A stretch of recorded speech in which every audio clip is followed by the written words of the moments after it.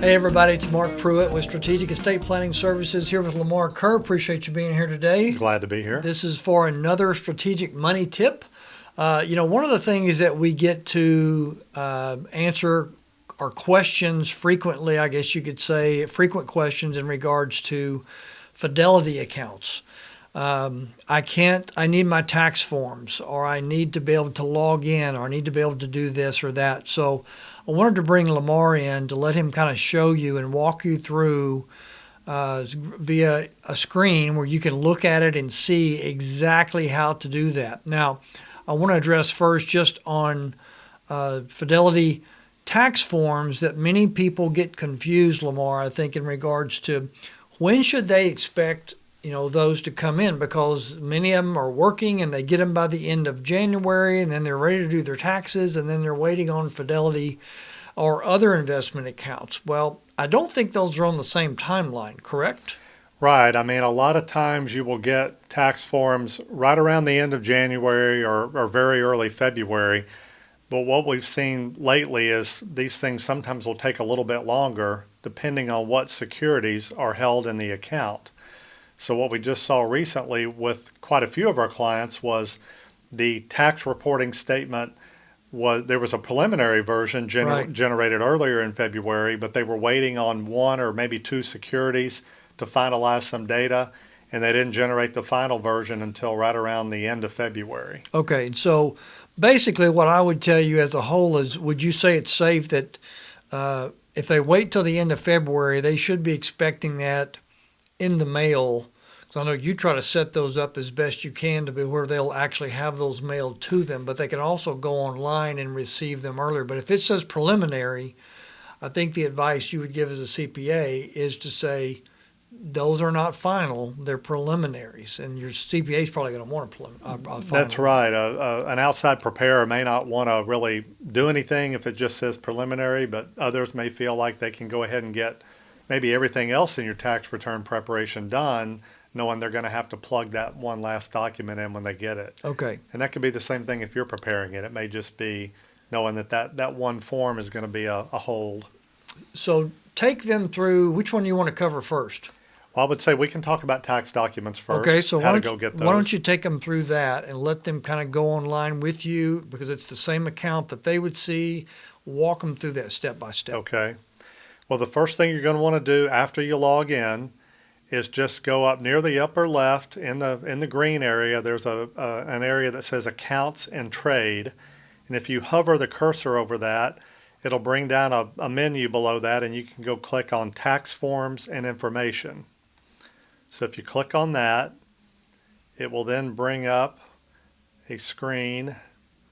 Let's get this thing loaded here. That just comes up. It says Tax Information, and there's a blue button that says View Tax Forms. If you click that blue button, it should then load a screen that will have all of your different tax forms that are available in your account, or accounts. If you have multiple accounts, it should list all those tax forms there.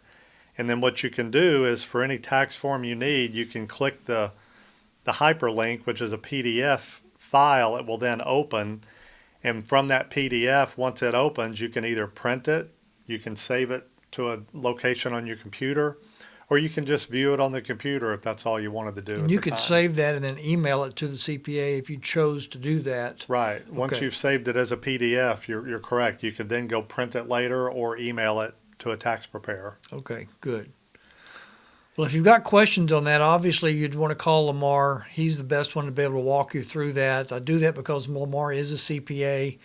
He deals with a lot of the technical things in regards to taxes, as most of you know that. But if you're not sure of that and you're new to the company, feel free to call us at 1-800-381 8870 and ask for Lamar. He'll be more than happy to help you walk through that to where you can pull that off for yourself. So knowing that, Lamar, what's the next topic that you would walk them through that there's a most frequently asked question? Right. Well, the other thing that we hear quite a bit is I'm getting my statements by mail and I'd like to just get them electronically or other information that Fidelity communicates, and they just want to change the way it's delivered to them. Okay.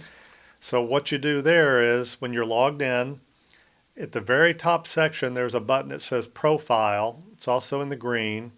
And if you click on Profile, it will load in some information just about you and contact information, things like that they have on file. Personal information comes up. And if you scroll down to the bottom of that page, in the bottom right, there's a section titled Preferences, and you can click on Communication Preferences. That will then load up a screen with these different areas where you can choose to either get things via e-delivery or U.S. mail. And you can review the way it's currently set, and if you want to change anything, you just click on the one that you want it to be. And there are several sections here. There's account documents, which will have things like your monthly statements, trade confirmations, tax forms, prospectuses. And you can pick each one of those individually, They can all be different. whether you want it via mail or whether you want it via electronic. Correct. Like a lot of people, and we're not encouraging this one way or the other, but some people say, Mark, I don't want all of these prospectuses mailed to me because they just keep coming. What can we do to stop that? And so we can't really stop it, but what we can do is change the way it's delivered to you, which could be electronic. So that's an example of paper versus electronic. So that's one button. They could go in and just pick that the way they want it, and then they can do all those other topics the exact one or the other. That's right. And what I'd say the most common choice for most of our clients is they like the tax documents coming in the mail. Right. Because they often know they want to stick that in a file or hand it to a CPA. But everything else, they may be fine just getting an email saying your monthly statement's now available. And then you can log in and really do what you want to with that statement at that time. Okay. There are other sections in here about service communications, financial insights, education, subscriptions to various Fidelity publications and newsletters. And again, you can choose whether you want to get those electronically, by mail, or in some cases whether you just want to opt in or opt out. Okay. Because some of you may not really care about some of these other communication and information areas where they're sending out data and information. You can just opt out. Good. And then the key is, once you've done it all, you've got to scroll all the way down to the bottom, and there's a Save Preferences button in Key blue. thing, save. You can't just click it and go out. Right. You got to go down to the bottom and save it. Got to go down to the bottom, Save Preferences, and at that point, you should be good. Okay, good. Anything else that we missed? I know those are two big ones. Those are really the two biggest ones I get questions on.